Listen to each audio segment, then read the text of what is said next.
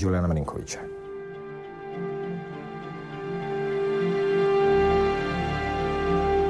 Euforija, radost, blagostanje, apatija, tuga i bol. Sve su to nepredvidljiva emotivna iskustva koje nas očekuju u svijetu snova, gdje vladaju izmijenjeni zakoni fizike. Našu potrebu za snom smatramo nečim uobičajenim, iako je u ovom području znanstvenog istraživanja još mnogo nepoznanica. Procjenjuje se da tijekom jednog spavanja u prosjeku sanjamo oko 2 sata. Za prosječnog života na te aktivnosti utrošit ćemo 6 godina. Postoje mnoge hipoteze koje pokušavaju objasniti funkciju snova. Jedna od njih govori da snovi ovise o vanjskim podražajima tijekom spavanja. Mozak preuzima podražaje i interpretira ih kako spavanje ne bi bilo prekinuto. Godine 1900. u radu Interpretacija snova psihoanalitičar Sigmund Freud predložio je ideju prema kojoj snovi skrivaju duboke i potisnute osjećaje, te omogućavaju umu da preuzme kontrolu nad stresnim emocijama iz budnog stanja. Carl Gustav Jung sugerirao je da snovi kompenziraju naša jednostrana stajališta i tvrda uvjerenja. Teorija zaista ima mnogo. Međutim, svatko od nas može biti i praktični istraživač alternativne stvarnosti. Tehnike s pomoću kojih možemo preuzeti kontrolu nad snovima prakticiraju se u školi lucidnog sanjanja Gordana Topića. Cijeli svoj život bavim se snovima otprilike negdje 20 godina i sasvim slučajno sam došao do organizacije škole lucidnog sanjanja iz razloga toga što me prijateljica zamolila da nešto slično napravim, da im prenesem znanje. To je krenulo, napravio sam do sada jedno 4-5 škola, što tečajeva, što ozbiljnih škola. Što se tiče tehnika lucidnog sanjanja, po meni ne postoje najbolje metode, pa ja nastojim dati što širi spektar u što manje vremena, tako da ljudi mogu sami izabrati svoje tehnike. Radi se o tome da najuspješnija tehnika je vježba kontrole uma. Dakle, uče se vježbe kontrole uma i uči se vježbe kontrole snova. Nekako sam sa praksom shvatio da je najbolje to strpati u 3 mjeseca, u 4 ciklusa i dati ljudima između dovoljno prostora da malo dobiju uvid u sve te vježbe da bi mogli o njima razgovarati na temelju svojih uvida, a ne na temelju toga što misle ili što pretpostavljaju.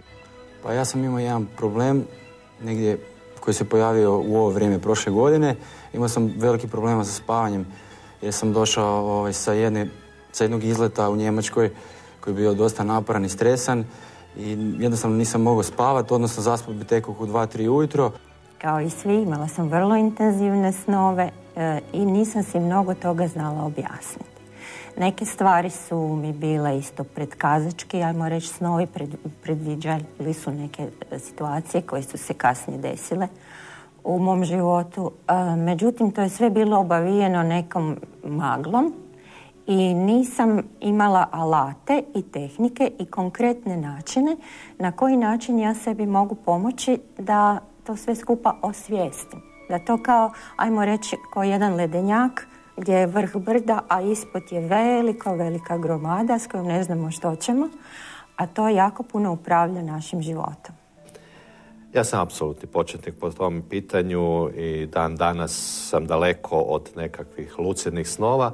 Međutim, uspijevam početi neke određene korake kako i na koji način ću dalje, do kuda ću doći, ne znam, ali čitajući i razgovarajući sa Gordanom o tome koje su mogućnosti i vjerujući mu, jer postoje nešto podsvjesno što se može čovjeku vjerovati kad ga čujete, vidite, kad ste s njim nakon nekog vremena razgovarali i došli u neku komunikaciju, to će se sigurno i desiti. Što se tiče lucidnih snova i što se tiče običnih snova, kako ih ljudi nazivaju, u biti riječ je o istim snovima. Samo je razlika o stupnju svjesnosti u samom sanjanju. Vi također možete uvidjeti da i u lucidnim snovima imate različite nivoje svjesnosti. Pa možete imati predlucidne snove, lucidne snove, svjesne snove, pa čak i dalje krenuti. Istraživači nepoznatoga nazivaju se još i hakeri snova. Oni nastoje spoznati arhitekturu alternativnog kozmosa. Jedna od tehnika, dream hacking, odnosi se i na mapiranje snova. To je gruba skica koju lucidni sanjač crta i zapisuje nakon buđenja. Mapa pomaže u razumijevanju motiva i arhetipa koji se ponavljaju. Shvatio sam zapravo da u svom životu imam neke rutine koje imaju nepovratan utjecaj na moj san, na spavanje. Kad sam došao na tu radionicu, napravio sam neke promjene od odlaska na spavanje do buđenja ujutro. Radili smo neke vježbe koncentracije, disanja, umirivanja uma, što su mi pomogli da u jednom trenutku imam eksploziju snova, koje sam kasnije počeo bilježiti u svoj dnevnik sanjanja i imao sam toliko puno snova da sam ih trebao, zapravo odmah sam počeo raditi jednu mapu snova i tako da sam lijepio snove po toj mapi i nakon jednog mjesec, 2 dana shvatio sam da su snovi zapravo povezani. Ja uvijek kažem, san je po sebi, on je iluzija, jel? Međutim, ono što je bitno je prostor u kojem snovi nastaju. Da bi ovladali tim prostorom, moramo se pozabaviti iluzijom snovima. Tako da je iskontroliramo, da je osvijestimo. I onda lagano idemo dalje. Moj put lucidnog sanjača i traje, ne mogu reći da sam ja lucidan sanjač. Ja sam na putu da postanem svjesna onoga što sanjam. Zapravo jer želim osvijestiti zapravo cijeli svoj život na jedan cjeloviti način. Jer to je jedna nova dimenzija, ta naša podsvijest i tu se skriva veliki resursi energije koja je i potencijala našeg. Interesantno je vrlo zato jer moje nesvjesno sa bilo čim drugim nesvjesnim kroz te snove se produbljuje. I na taj način ja mogu osjetiti bolje čovjeka u kojem sam komunikaciji, s kim sam u komunikaciji. Pa ja sam zapravo nakon negdje tjedan dana kad sam počeo svakodnevno primjenjivati te vježbe disanja i koncentracije, odmah zapravo u nekih 10-15 dana počeo dobivati snove koji su bili toliko slikoviti da ni sad ne mogu raspoznati šta je san i šta je java, ali do prije toga uopće nisam sanjao ili se nisam sjećao svojih snova. Bilježenjem tih snova čovjek bi rekao bez veze, kaj imaš nekakav san, zapišeš ga, imaš i sanjaricu, pročitaš sanjaricu, ali nije to to. No?